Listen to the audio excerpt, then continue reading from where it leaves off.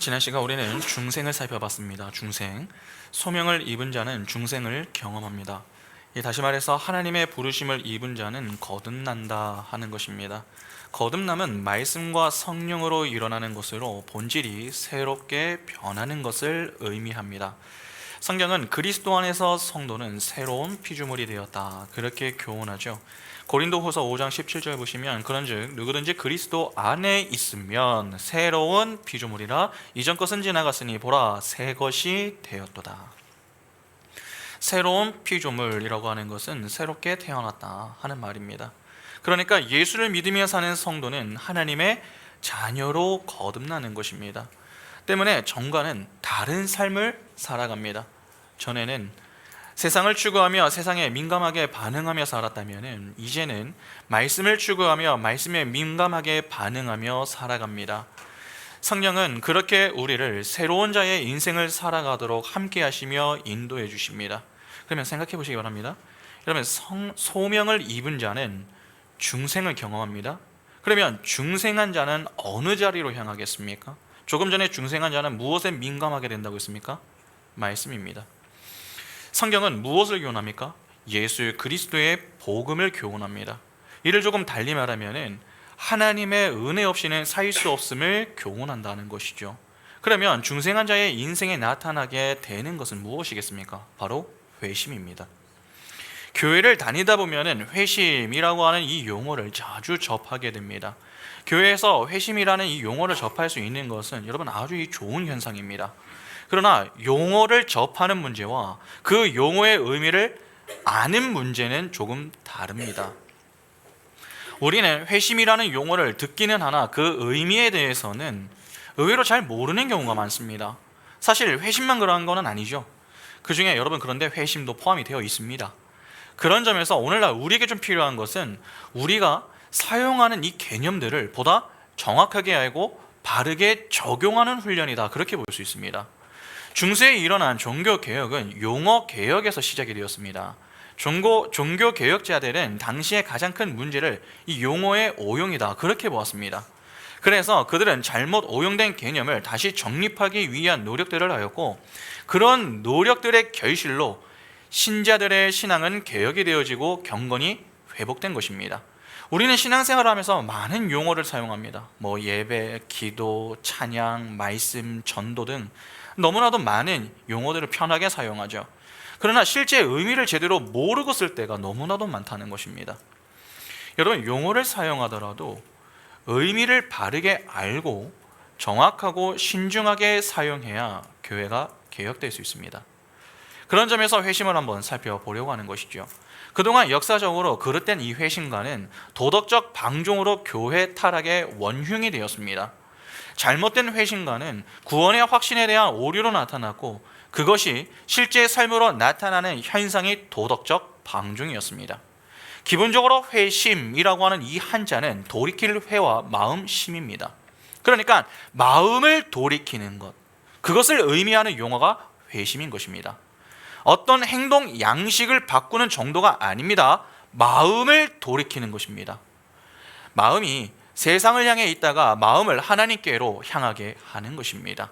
마음의 방향이 달라지면 여러분 마땅히 무엇이 달라지겠습니까? 행동이 달라지죠.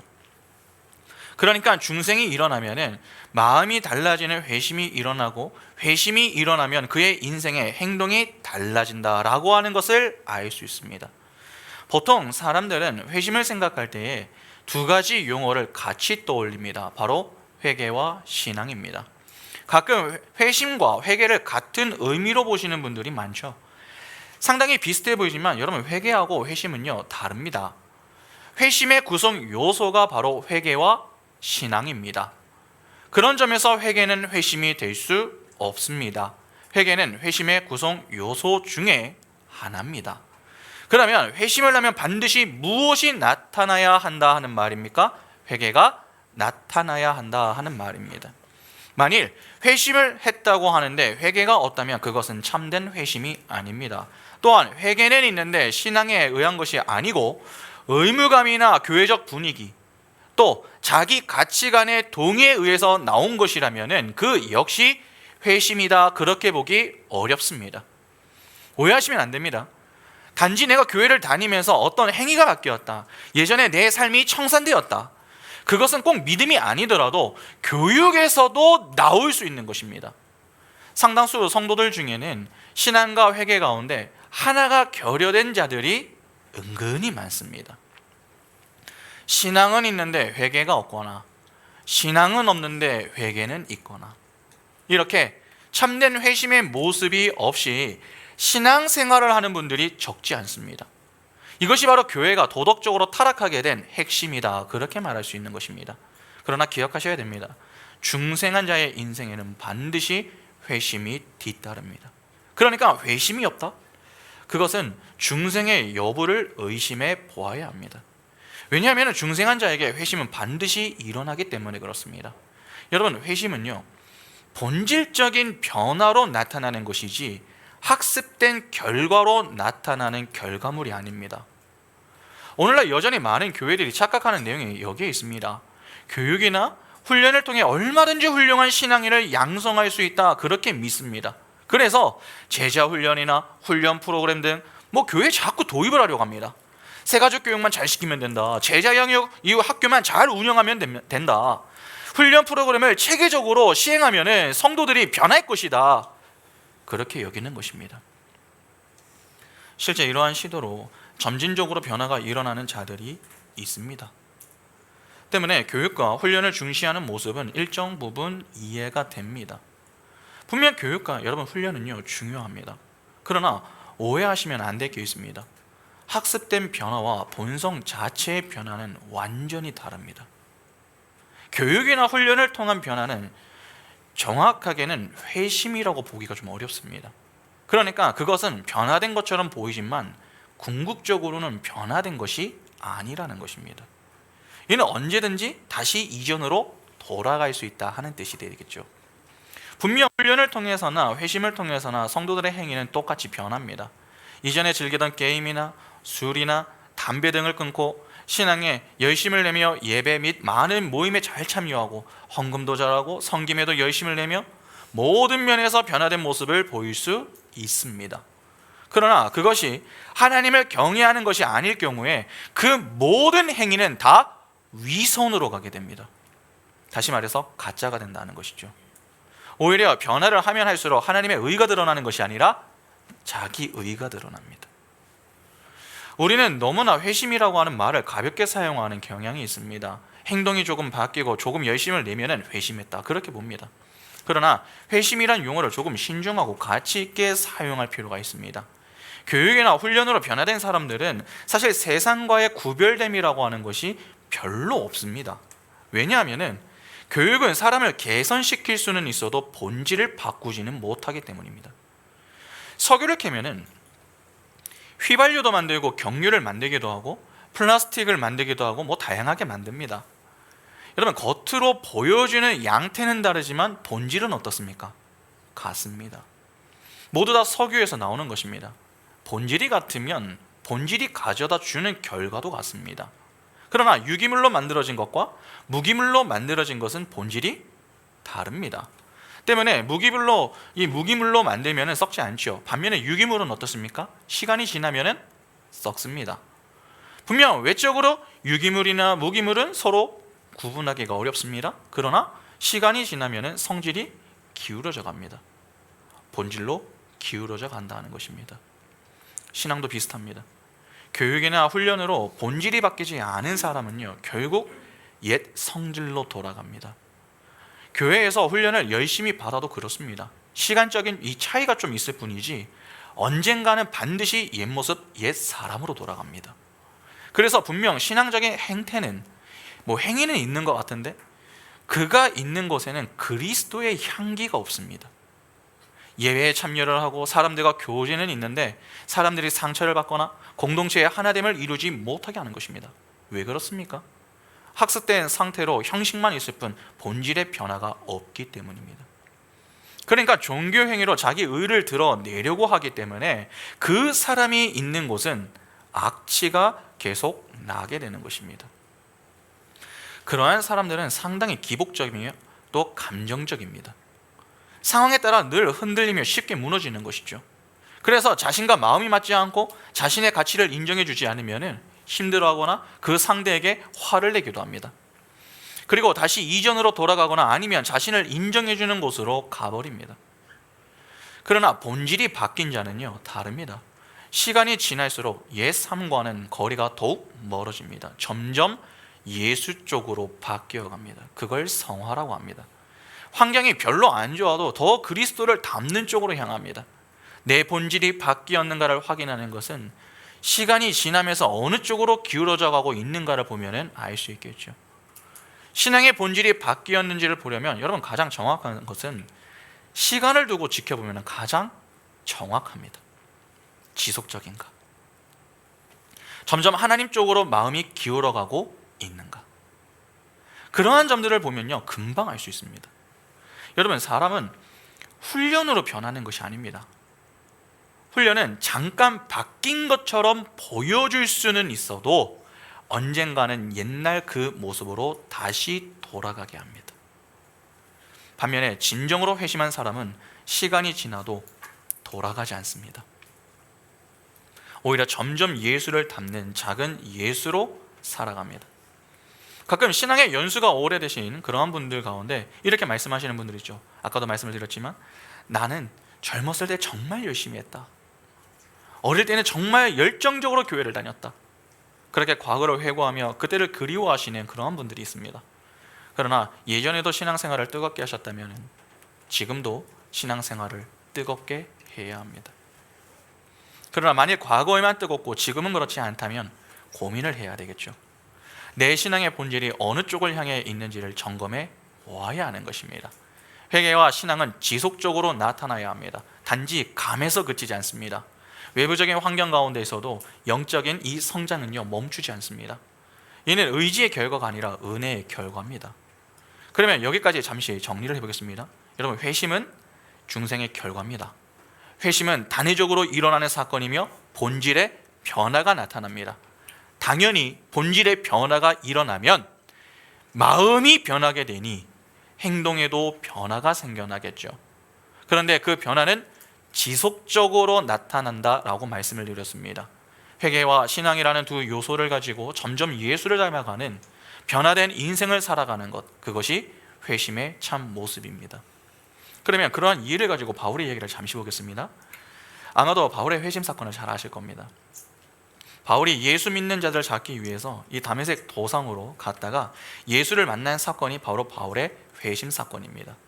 먼저 사도행전 9장 1절부터 9절 보시면은 사울이 주의 제자들에 대하여 여전히 위협과 살기가 등등하여 대제사장에게 가서 다메섹 여러 회당에 가져갈 공문을 청하니 이는 만일 그 도를 따르는 사람을 만나면 남녀를 막론하고 결박하여 예루살렘으로 잡아오려 함이라. 사울이 길을 가다가 다메섹에 가까이 이르더니 호련히 하늘로부터 빛이 그를 둘러 비추는지라.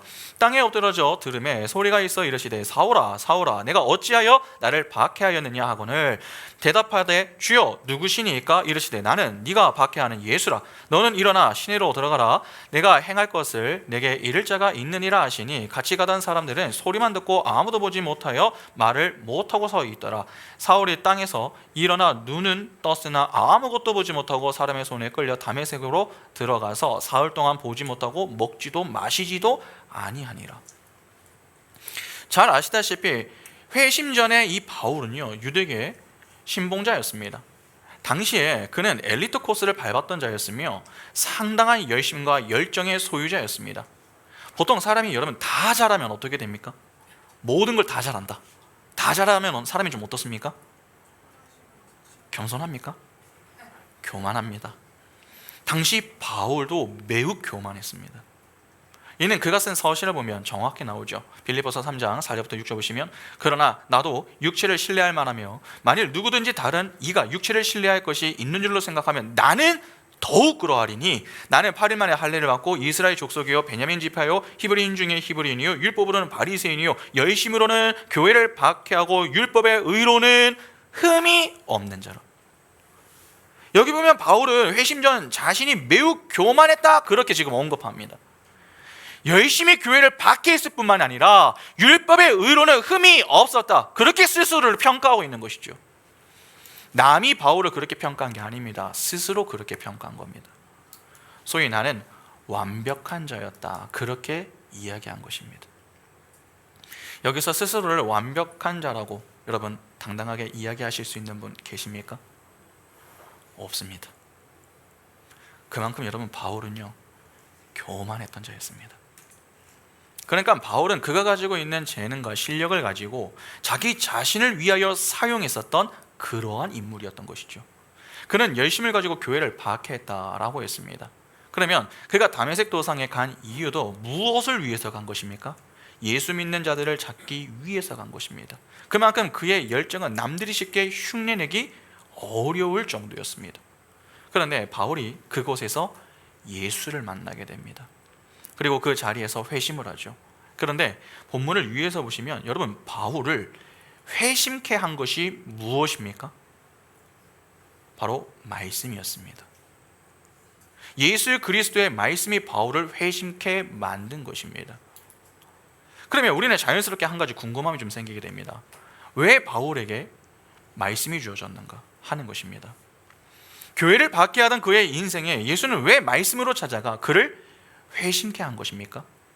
그가 하나님의 택한 백성이었기 때문에 그렇습니다. 사도행전 9장 10절부터 보시면 그때에 다메섹에 아나니아라 하는 제자가 있더니 주께서 환상 중에 불러 이르시되 아나니아야 하시거늘 대답하되 주여 내가 여기 있나이다 하니 주께서 이르시되 일어나 직가라 하는 거리로 가서 유대의 집에서 다소 사람 사울이라 하는 사람을 찾으라. 그가 기도하는 중이니라.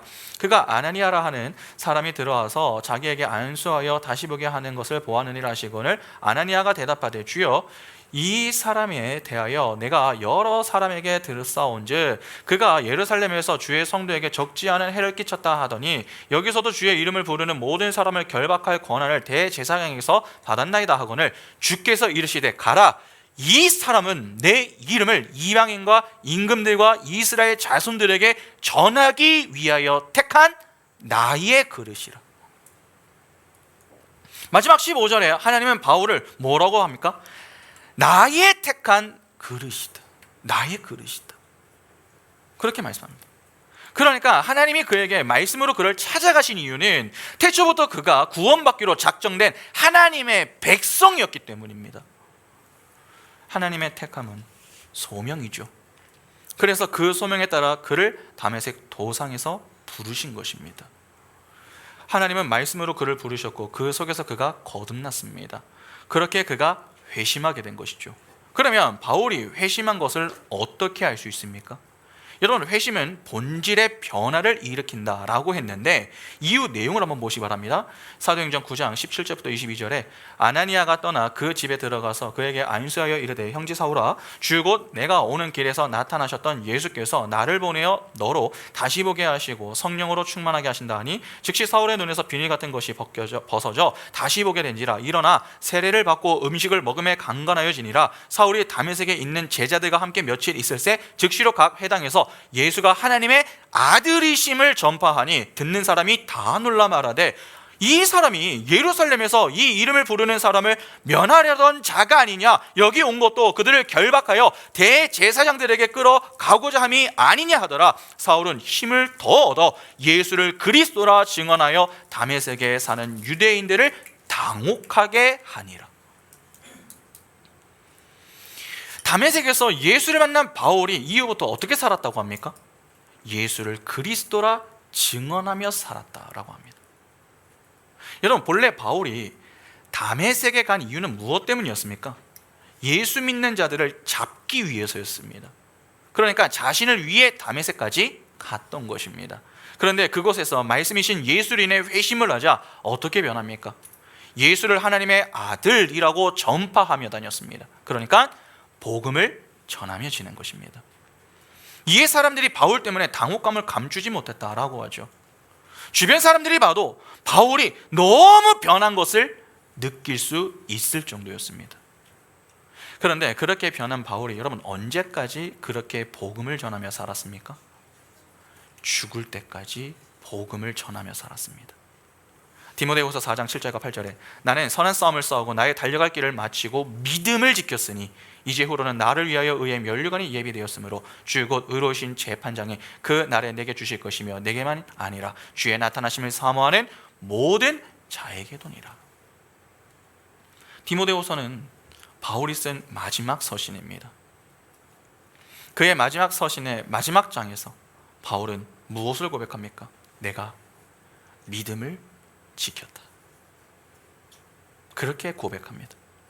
그러면 그가 회심한 이후부터 그는 줄곧 무엇을 지키는 삶을 산 것입니까? 믿음을 지키며 산 것입니다. 그러니까 회심 이후에 그의 변화는 지속되었던 것이죠. 회심한 이후에 바울이 실수가 없었습니까? 그렇지 않습니다. 바울도 실수가 있었습니다. 그러나 그럴 때마다 그는 회개하며 겸손히 하나님의 은혜를 구하며 바른 신앙을 가지고 하나님을 위해 사는 자리로 나아갔습니다.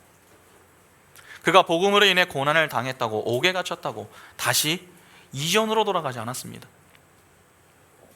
이는 그가 옛사람 옛습성으로 돌아가지 않았다는 것이죠. 이것이 바로 회심한 자의 인생입니다. 구약에서 언약의 외적 표징은 할례로 나타납니다. 그러나 예수 이후부터는 그것이 십자가로 변합니다. 그래서 우리에게 구원받은 표징은 십자가로 나타나게 되어 있습니다. 그런 이유로 바울은 십자가 외에 자랑할 것이 없다, 그렇게 고백을 하죠. 왜냐하면 십자가가 하나님의 자녀인 표징이 되기 때문에 그렇습니다. 다른 사람들은 십자가 외에 다른 것을 자랑하려고 합니다. 저 사람같이 저는 간음하지 않았습니다. 저 사람처럼 도둑질하지 않고 저는 술이나 담배를 하지 않았습니다. 그렇게 은근히 자기의 의를 자랑하면서 자기 자신의 구원의 확신을 자랑하려고 합니다. 이렇게 살았던 자들이 누구였습니까? 바리새인들이었죠. 그래서 세리와 함께 기도할 때 하나님, 저는 저 세리와 같이 아는 것을 감사합니다, 그렇게 기도하지 않았습니까? 그런데 바울은 무엇을 자랑했습니까? 내가 자랑할 수 있는 것은 십자가밖에 없다. 그렇게 십자가만을 자랑했습니다. 갈라디아서 6장 17절에 이후로는 누구든지 나를 괴롭게 하지 말라. 내가 내 몸에 예수의 흔적을 지니고 있느라. 바울은 자신의 몸에 예수의 흔적을 지니고 있다고 고백하며 일평생 십자가만을 자랑했습니다. 전에 그가 자랑하던 모든 것을 이제는 다 배설물로 여겼죠.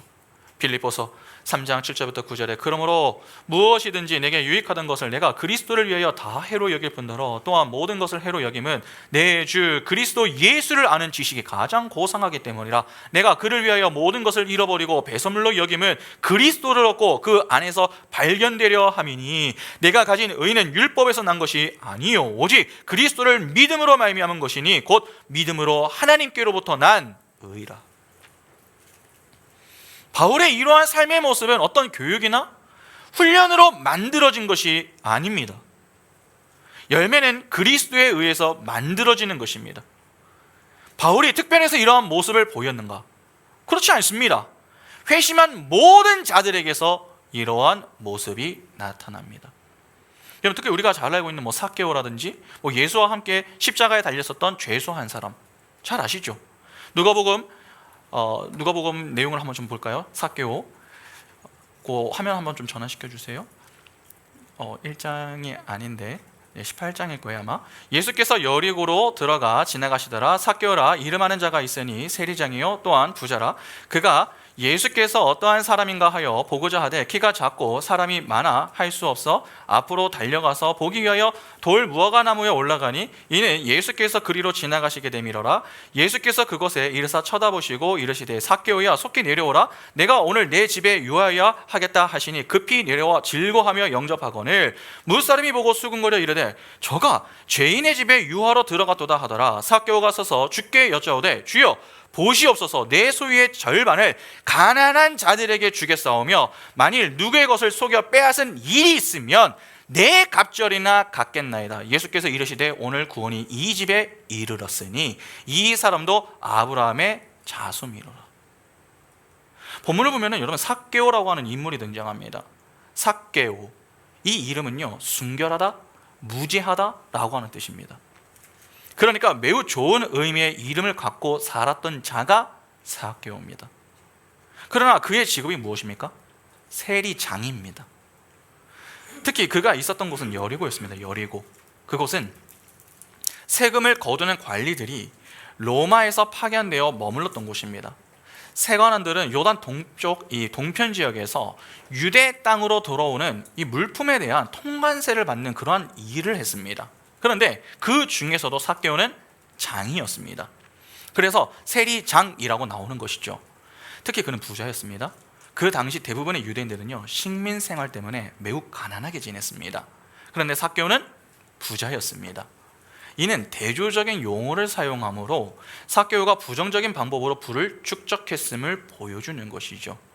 여기서 부자라고 하는 이 용어는 꽤 중요합니다. 누가복음 18장 18절에서 30절을 보시면 어떤 관리가 물어 이르되 선한 선생님이여 내가 무엇을 하여야 영생을 얻으리까? 예수께서 이르시되 내가 어찌하여 나를 선하다 일컫느냐? 하나님 한 분 외에는 선한 이가 없느니라. 내가 계명을 안 하니 간음하지 말라, 살인하지 말라, 도둑질하지 말라, 거짓 증언하지 말라, 내 부모를 공경하라 하였느니라. 여짜오되 이것은 내가 어려서부터 다 지켰나이다. 예수께서 이 말을 들으시고 이르시되 내가 아직도 한 가지 부족한 것이 있으니 내게 있는 것을 다 팔아 가난한 자들에게 나눠주라. 그리하면 하늘에서 내게 보화가 있으리라. 그리고 와서 나를 따르라 하시니 그 사람이 큰 부자이므로 이 말씀을 듣고 심히 근심하더라. 예수께서 그를 보시고 이르시되 재물이 있는 자는 하나님의 나라에 들어가기가 얼마나 어려운지 낙타가 바늘귀로 들어가는 것이 부자가 하나님의 나라에 들어가는 것보다 쉬우니라 하시니 듣는 자들이 이르되 그런즉 누가 구원을 얻을 수 있나이까? 이르시되 무릇 사람이 할 수 없는 것을 하나님은 하실 수 있느니라. 베드로가 여짜오되 보옵소서 우리가 우리의 것을 다 버리고 주를 따랐나이다. 이르시되 내가 진실로 너희에게 이르노니 하나님의 나라를 위하여 집이나 아내나 형제나 부모나 자녀를 버린 자는 현세의 여러 배를 받고 내세의 영생을 받지 못할 자가 없느니라 하시니라. 여러분 여기 보면은 예수께서 부자는 천국에 들어가기 어렵다라고 하는 말씀을 하셨습니다. 이는 단지 돈이 많으면 천국에 들어가지 못한다라고 하는 말이 아닙니다. 나를 위하여서 남을 희생시키는 자, 즉 육적 배부름을 추구하는 교만한 자를 부자라고 이야기하는 것입니다. 그러니까 당시 삭개오는 구원과 거리가 먼 인생을 살았던 것이죠. 다시 말해서 죽은 자의 인생을 살던 인물이었던 것입니다. 그런데 예수가 그러한 죄인의 인생에 찾아와서 그를 만나주신 것입니다. 그러니까 죽음의 자리에 방황하는 그의 인생에 무엇이 찾아온 것입니까? 생명이 찾아온 것이죠. 이에 삭개오가 예수를 믿죠. 그 가운데 회심이 일어나고 그의 인생은 완전히 변하게 됩니다. 삭개오의 이야기를 보면은 그는 무엇으로 회심을 합니까? 말씀으로 회심합니다. 또한 단회적인 사건으로 회심이 일어났으며 그 회심으로 인해서 그는 본질적인 변화가 나타납니다. 여러분 그러면 그것을 어떻게 알 수 있습니까? 본질적으로 변했다는 것을 무엇으로 알 수 있습니까? 물질 간의 변화를 보면 알 수 있습니다. 전에는 남의 것을 빼앗아 자신의 것을 채우는 인생을 추구했다면 이제는 자신의 것을 비워서 남을 채워주는 그러한 인생을 추구하죠. 더욱이 불의한 방법으로 재물을 얻은 일이 있으면 삭개오가 이걸 어떻게 갚겠다고 합니까? 4배로 갚겠습니다. 그렇게 이야기하지 않습니까? 회심으로 인한 그의 변화가 놀랍지 않으십니까? 여러분 돈이 많기 때문에 생색을 내는 게 아닙니다. 여러분 돈이 많은 부자라고 돈을 편하게 씁니까? 그렇지 않습니다. 부자들 중에서도 남에게 돈 쓰는 것을 아까워하는 사람들이 얼마나 많습니까? 돈이 많아도 죄로 타락한 죄인들은 자신의 것을 남에게 주는 것을 상당히 아깝게 여깁니다. 그런데 삭개오가 회심 이후에 자신의 소유 절반을 내어놓겠다고 합니다. 상당히 큰 변화가 아닐 수 없는 것이죠. 그러면 그가 이렇게 변할 수 있었던 이유가 무엇 때문입니까? 그의 본질의 변화가 생겼기 때문입니다. 이처럼 회심은 본질의 변화를 일으킵니다. 이를 더 극적으로 보여주는 인물이 예수와 함께 십자가에 달렸었던 죄수입니다. 우리는 이미 예수가 십자가에 달리실 때에 좌우편에 두 죄수가 함께 달렸고 그들 중에 한 사람이 예수를 믿었다라고 하는 사실을 알고 있습니다. 그런데 성경을 보면은 예수를 믿었던 죄수 역시 처음에는 예수를 비방했던 자였습니다. 여러분 마태복음 27장 44절 보시면은 함께 십자가에 못 박힌 강도들도 이와 같이 욕하더라. 그러니까 한 사람은 욕한 게 아니라 두 사람이 같이 욕한 것입니다.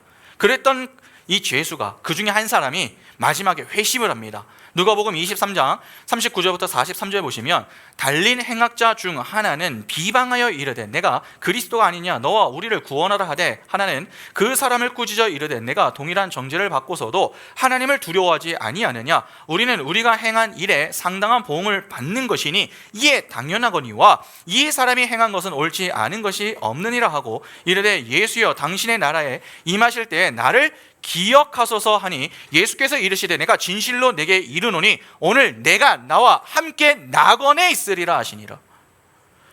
방금 전까지 비방하고 모욕하는 데에 동참했었던 이 강도가 완전히 변했습니다. 더는 예수를 모욕하는 일에 동참하지 않은 것이죠. 오히려 다른 강도가 예수께 투정하자 그를 꾸짖습니다. 여러분, 그렇게 그는 자신들의 죄를 인정하며 하나님의 끔찍한 징계가 의롭고 정당하다고 고백하며 예수께서 예수에게 자신을 기억해달라 그렇게 요청을 합니다. 여러분, 해당 사건에 등장하는 이 죄수가 도대체 무엇 때문에 회심을 한 것입니까? 그는 제자 양육이나 훈련을 받은 적이 단 한 번도 없습니다. 그런데 그런 그가 어떻게 예수를 믿고 회심한 것입니까? 하나님이 죄수 중 한 사람에게 믿음을 허락하셨기 때문에 그가 마지막에 회심을 할 수 있었던 것입니다. 그러니까 말씀이 그를 회심케 만든 것이죠. 또한 그의 회심은 단회적인 사건으로 일어났으며 그 이후에 분명한 변화가 나타났습니다. 이전까지 예수를 욕하던 그가 회심의 그 사건 이후에 예수를 변호하는 자로 변하면서 예수께 은혜를 구하는 자가 되죠.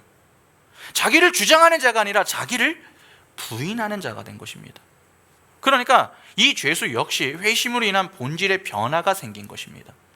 이처럼 회심은 말씀으로 단회적인 사건으로 일어나는 것이며 본질의 변화가 일어나는 특징을 가지고 있습니다. 우리가 예수를 믿으며 나타나야 하는 모습이 바로 이러한 모습이어야 하는 것입니다. 전에는 예수의 이름을 모욕하는 일에 참을 수 있었습니다. 그러나 예수를 믿고 난 이후에는 그 모욕하는 일에 참을 수 없어야 합니다. 예수를 모욕하는 것에 격한 거부감을 드러냈습니다. 오히려 그가 이제는 진리이신 예수 그리스도를 변호하죠. 사실 상황만 두고 본다면 여러분, 그 죄수 한 사람이 예수를 변호할 처지입니까? 자기도 죽어가고 있는 상태입니다. 똑같이 죽음의 문턱 앞에 놓여있고 괴롭고 힘든 상황입니다. 그런데도 그런 상황에서 그는 예수를 변호하고 있습니다. 그리고 주의 이름을 부르며 구원의 은총을 구합니다. 남들이 보기에 이해하기 어려운 모습 아닙니까? 회심하지 않은 죄수가 보기에는 매우 어리석게 보이는 그러한 모습입니다. 그러나 회심한 죄수에게 예수는 무엇을 말씀하십니까? 네가 나와 함께 낙원에 있으리라. 여러분, 이게 삭개오에게도 똑같이 주어지는 말씀 아닙니까? 누가복음 19장 9절에 누가복음 아까 19장이었네요. 누가복음 19장 9절 보시면은 예수께서 이르시되 오늘 구원이 이 집에 이르렀으니 이 사람도 아브라함의 자손이니라. 아브라함의 자손이다. 바울, 삭개오, 죄수 등 여러분, 죄수 중 한 사람, 회심한 사람들의 모습은요 다르지 않습니다. 다 똑같습니다. 말씀으로 거듭난 자는 단회적인 사건을 통해 변합니다. 그 변화된 인생 속에서 끊임없이 회개와 신앙으로 예수를 점점 닮아가며 구원받은 자의 인생을 살아가게 되는 것이죠. 회심이 인생의 방향을 바꾼 사건이라고 한다면은 여러분, 회개와 신앙은 그 방향을 향해 지속적으로 진행해 가는 것이라고 볼 수 있습니다. 이를 결혼과 연결해서 생각해 본다면 이렇게 표현할 수 있겠네요. 회심이 결혼이라고 보면은 회개와 신앙은 결혼 생활이라고 볼 수 있습니다. 결혼은 한 번 하는 것이지만 결혼 생활은 계속하는 거 아닙니까? 신자는 중생을 통해 완전히 구원을 받습니다. 새로운 피조물이 됩니다. 의롭다 칭함을 받고 또 양자로 입양됩니다. 그러나 이 모든 것은 반복적으로 회개와 신앙의 성화라는 방식으로 입증됩니다. 표징은 언약의 진리를 가리키는 하나님의 사인과 같습니다. 하나님의 표징이 나타나지 않으면 여러분, 서명이 없는 계약서를 갖고 있는 것입니다. 계약서에 하나님의 사인이 없는데 그것을 가지고 확신을 갖고 있는 말과 같다는 것이죠. 때문에 신자는 두렵고 떨림으로 내 삶 속에 표징이 나타나는지, 생명의 증거가 나타나는지 확인할 수 있어야 됩니다. 여러분, 계약서에 사인이 없으면 효력이 있습니까? 계약서에 사인이 있어야 효력이 있습니다. 근데 우리는 자꾸 계약서에 사인 없는 것만 가지고 효력 있다고 이야기하고 있는 것입니다. 그러면 안 된다는 것이죠. 회개는 하는데 믿음에 근거한 것이 아니면 위선입니다. 믿음은 있는데 회개에 합당한 열매가 나타나지 않으면 그것은 죽은 믿음입니다. 결혼은 했는데 결혼 생활이 없다면 그것은 위장 결혼 아닙니까? 오늘날 교회 안에 위장 결혼한 자들이 얼마나 많은지 모릅니다. 하나님과 결혼했다고 하나 결혼 생활이 없습니다. 결혼했으니 신앙이라고 이야기하지만 사실 그것은 신앙이 아닙니다. 그런 점에서 오늘 우리가 회심과 관련하여 진지하게 고민해 봐야 할 문제는 바로 일시적인 신앙입니다. 그리스도와 결혼한 흔적은 있는데 결혼 생활이라고 하는 것이 계속해서 나타나고 있지 않는 경우가 너무 많습니다. 결혼 생활이 잠깐 나타났다가 이것이 어느 시점부터 결혼 생활이 나타나지 않기 시작하는 것이죠. 일시적으로 믿음에 의해 회개에 합당한 열매가 나타났습니다. 진정으로 회심하는 회개가 있었습니다. 그런데 점차 옛적 삶으로 돌아가고 있습니다. 인생의 방향이 하나님이 아니라 세상으로 돌아가는 것입니다. 의도를 안 후에 받은 거룩한 명령을 저버린 사람이 있습니다. 내가 그리스도와 결혼한 흔적이 있다고 그러면 간음을 해도 된다는 말이 아닙니다. 고린도전서 7장을 보면은 배우자가 이혼이 허락된다라고 하는 개념이 나오죠. 구원받은 신자들이 구원에서 이탈될 수 있다고 하는 것을 말하는 게 아닙니다. 그것은 일시적인 신앙에 대한 조명입니다. 하나님과 결혼했다고 생각하는 어떤 외적인 표정이 잠깐 나타났는데 영적인 배우자가 재물과 명예, 쾌락이라는 우상숭배로 외도를 유지하고 있다면 구원받은 사람이 아니라고 표현하는 그림을 보여주는 것입니다. 성경에서 일시적인 신앙으로 대표되는 인물, 그가 바로 데마입니다. 우리 아까도 살펴봤었죠. 그는 복음을 위해 수고했던 사람이 맞습니다. 그러나 이후에 바울이 로마에 수감되자 바울을 떠납니다. 인생의 방향이 다시 세상으로 향한 것입니다. 전에는 인생의 방향이 그리스도로 향했던 것 같은데 인생의 방향을 다시 세상으로 향했다, 그렇게 이야기하고 있는 것입니다. 성경이. 여러분, 데마가 종교를 버렸다고 하는 말은 없습니다. 그러니까 종교적인 행위는 지속했을 가능성이 매우 높겠죠. 그러나 종교 행위는 지속하지만 그 속에 믿음과 생명의 흔적을 찾아보기가 어렵다는 것입니다. 시험을 이길 힘이 없고 분별력이 없습니다. 어려움과 난간이 닥칠 때마다 세속적인 판단을 의지합니다. 히브리서 6장 7절과 8절 보면 땅이 그 위에 자주 내리는 비를 흡수하여 밭가는 자들이 쓰기에 합당한 채소를 내면 하나님께 복을 받고 만일 가시와 엉겅퀴를 내면 버림을 당하고 저주함에 가까워 그 마지막은 불사름이 되리라. 히브리서 기자는 분명히 지적합니다. 살아있는 식물의 경우 비를 맞으면 맞을수록 더 잘 삽니다. 생명이 들어가 있는 자들, 하나님의 말씀이 들어가면요 더 성숙합니다. 그러나 생명이 없는 경우 가시와 엉겅퀴를 내게 만듭니다. 그러니까 말씀이 들어가도 성숙하지 못하는 것입니다. 그런 자들은 열매를 맺는 것이 아니라 더 대적하고 강팍해지며 썩어진다는 것이죠. 세상과 구별됨이 없습니다. 신학적 지식은 있을지 모르나 성령의 조명이 없습니다. 판단하는 것보다 진리를 대적하는 판단을 합니다. 육에 속한 사람은 성령의 일을 받지 아니하니 미련한 것입니다. 영적인 것은 영적인 것만 분별할 수 있습니다. 그러니까 과거에 내가 믿음이 있었으니 지금도 있겠지, 여러분 그렇게 가볍게 생각하시면 안 됩니다. 일시적 신앙의 원인과 특징은 대부분 자신의 영혼의 전적 타락과 이 무능에 대한 심각한 자각이 없이 뭔가 은혜 받았다 그렇게 여긴다는 것입니다. 그러나 진정한 회심은 하나님께 헌신하는 생활에서 해산의 수고에서 나옵니다. 여러분, 종종 기분 좋게 회심했다 그렇게 말씀하시는 분들이 좀 있지 않습니까? 경배와 찬양을 통해 회심했다 그렇게 여기는 것입니다. 그러나 여러분, 회심은요 기분 좋게 되지 않고 기분 매우 나쁘게 됩니다. 해산의 수고는 죽었다가 살아나는 경험입니다. 왜 하나님께서 우리에게 해산이라고 하는 고통을 주십니까? 생명을 잉태하는 원리, 즉 십자가를 예표하는 것이기 때문에 그렇습니다.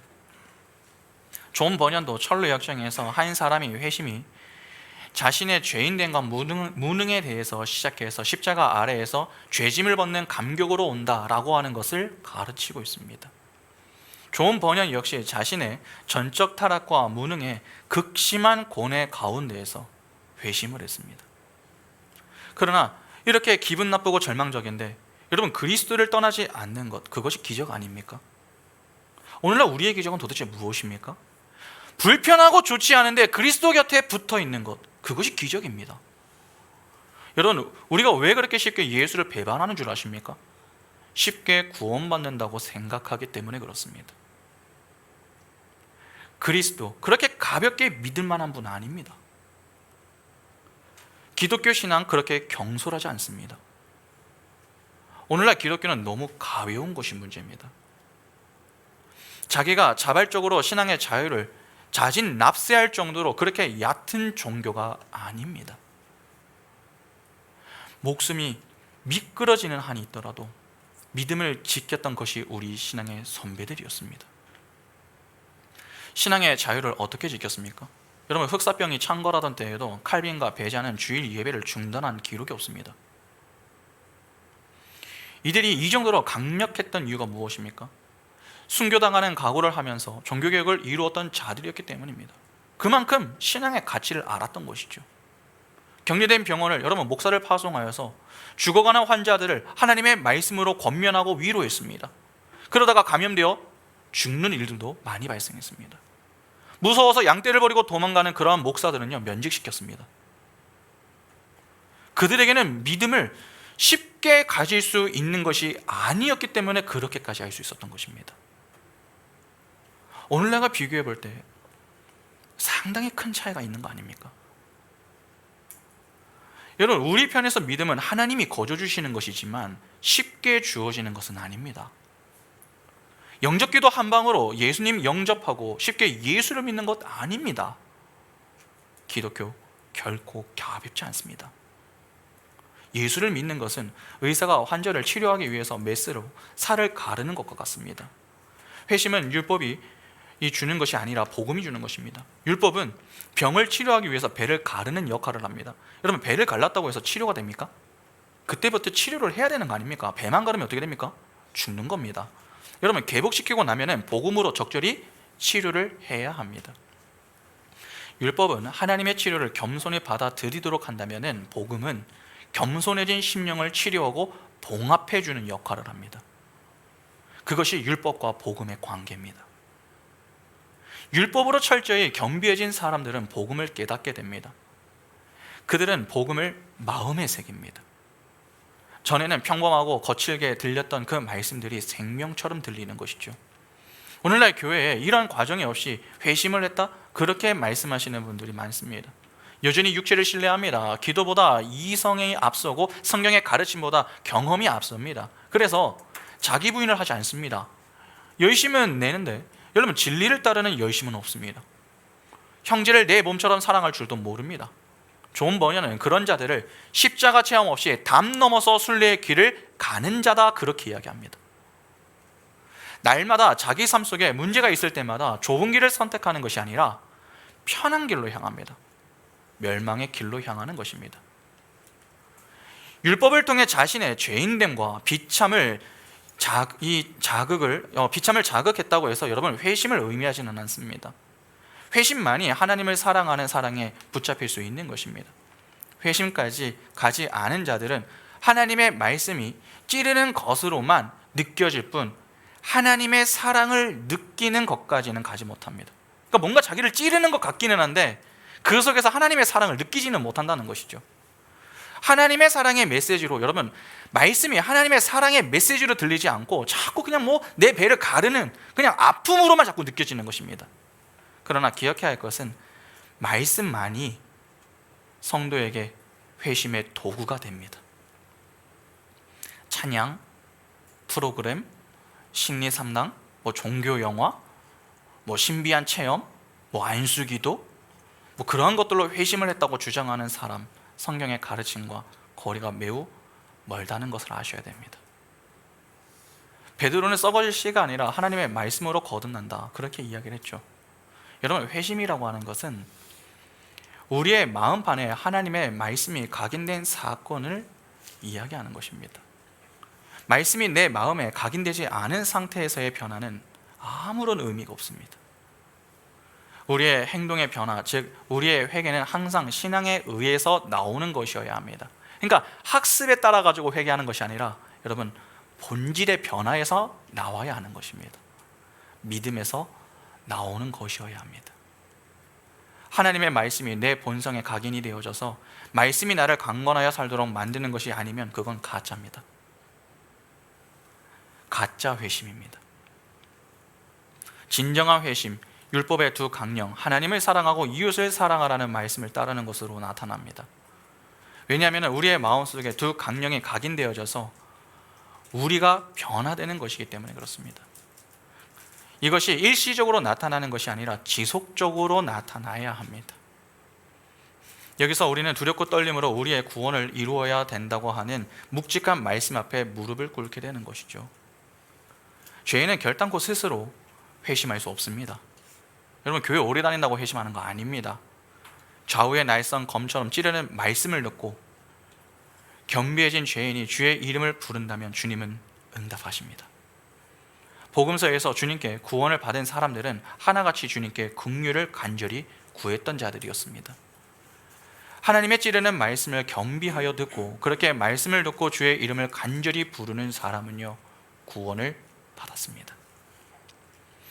주님께 수차례 거절을 당하거나 환경의 극심한 저항 속에서도 주님께 긍휼을 구한 사람은 예우 없이 회심을 했습니다. 성경은 누구든지 주의 이름을 부르는 자는 구원을 받는다고 하였기 때문이죠. 여기에는 제한이 없습니다. 그러나 죄인들은 합니까? 죄인들은 하지 않습니다. 여러분, 주님을 간절히 찾지 않는 자들에게 구원은 주어지지 않습니다. 프로그램 영화 한 편으로 내가 회심을 경험했다, 그런 식으로 회심했다고 하는 사람들, 지속적으로 그러한 모습이 나타나는가 보셔야 됩니다. 회개와 믿음이 지속적으로 나타나지 않습니다. 잠시 뜨거워질 때는 있습니다.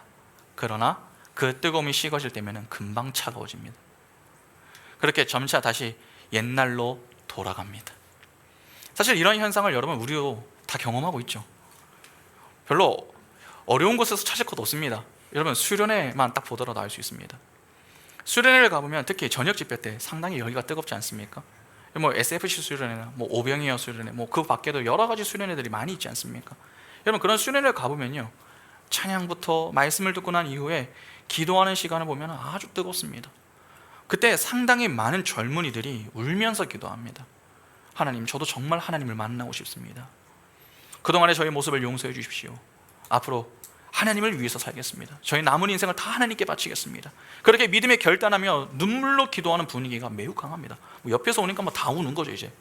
그래서 기도회가 끝나고 뭐 서로의 얼굴을 보면 어떻습니까? 너무 울어가지고 얼굴이 막 다 퉁퉁 부어있는 그런 경우들이 많지 않습니까? 여러분, 그때는 마치 하나님을 위해서 이제는 자신의 모든 것을 다 내어드릴 것처럼 다들 다 천사의 얼굴로 서로를 바라보면서 웃고 기뻐합니다. 그러나 수련회 끝나고 집에 가는 그 순간부터 어떻게 됩니까? 부모님이 누구야, 아무개야, 수련회는 어떻게 잘 다녀왔어? 어땠어?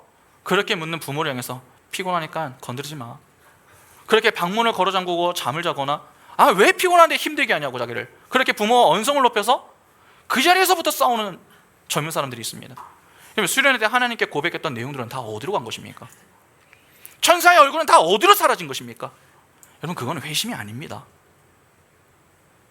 하나님의 부르심을 입어 새로운 피조물이 된 성도가 회심을 하면 그때부터 신앙과 회개의 싸움이 시작됩니다. 성도는 그 일에 매우 부지런하게 반응합니다. 그러니까 회심한 성도가 게으를 수 있느냐? 결코 그럴 수 없습니다. 잠언 19장 24절, 게으른 자는 자기의 손을 그릇에 넣고서도 입으로 올리기를 괴로워하느니라. 참 웃기죠. 게으른 자들 치고 여러분, 제대로 된 회개를 하는 사람은요 없습니다. 그런 점에서 성도의 최고의 적은 무엇인 줄 아십니까? 게으름입니다. 게으름. 오늘 우리는 어떻습니까? 진정 말씀으로 거듭나서 하나님을 사랑하고 이웃을 사랑하는 삶을 살고 있습니까? 그 일에 혹시 게으름을 피우며 지내며 일시적인 신앙에 머물러 있지는 않습니까? 내 감정에 충실한 가짜 회심을 하지 마시고 말씀을 통해 진정한 회심을 경험하시기 바랍니다. 그래야 날마다 하나님 앞에서 지속적인 회개와 신앙의 행위로 우리의 회심을 점검하며 세상의 욕망은 줄고 구원의 기쁨은 배가 되는 축복이 우리 삶에 늘 충만할 수 있기를 간절히 소망합니다. 함께 찬양하겠습니다.